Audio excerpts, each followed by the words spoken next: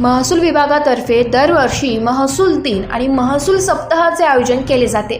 या वर्षी महसूल मंत्री राधाकृष्ण विखे पाटील यांनी बदल करून महसूल पंधरवाडा आयोजित करण्याचा निर्णय घेतला। यामुळे 1 ते 15 ऑगस्ट हा महसूल पंधरवाडा साजरा केला जात आहे। महसूल विभागाच्या वतीने या पंधरवाड्यात विविध उपक्रम राबवून महसूल विभागाच्या विविध योजना आणि सेवा सुविधांची माहिती जास्तीत जास्त नागरिकांपर्यंत पोहोचावी आणि लोकांमध्ये महसूल विभागाबद्दल अधिक विश्वास निर्माण व्हावा, त्यांची कामे जलद आणि सुलभ व्हावीत यासाठी महसूल पंधरवाड्यात 1 ते 15 ऑगस्ट या कालावधीत विविध उपक्रम राबविले जाते। त्याचाच एक भाग म्हणून श्रीरामपूर तहसील कार्यालयात समाज कल्याण विभाग, दिव्यांग कक्ष, जिल्हा परिषद अहमदनगर व श्रीरामपूर तहसील कार्यालय यांच्या वतीने एक हात मदतीचा दिव्यांगांचा कल्याणाचा उपक्रम श्रीरामपूर तहसील कार्यालयात राबविण्यात आलाय।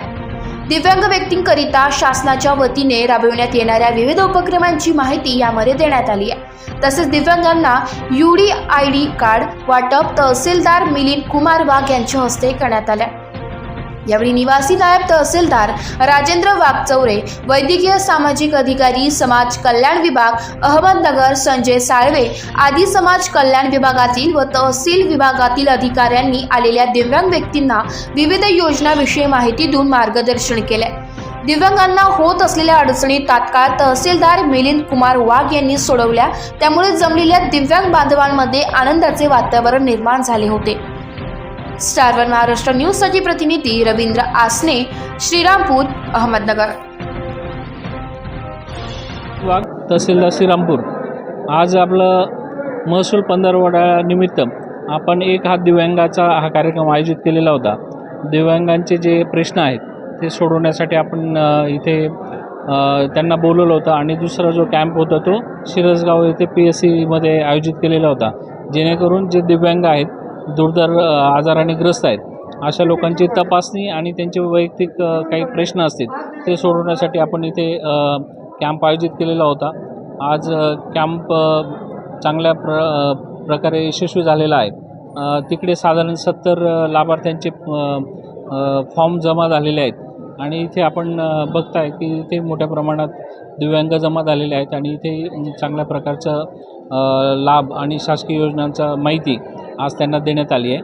धन्यवाद। काही कार्ड वाटप करण्यात आलेले आहे, त्या कार्डाचा काय उपयोग होतो? ते UID कार्ड आहेत, जे कोणती योजना लाभ घ्यायचा असेल तर आपल्याला दिव्यांगांसाठी ऑनलाईन जे सर्टिफिकेट आहे ते आवश्यक असतं, त्याचं आज वितरण इथे करण्यात आलेलं आहे।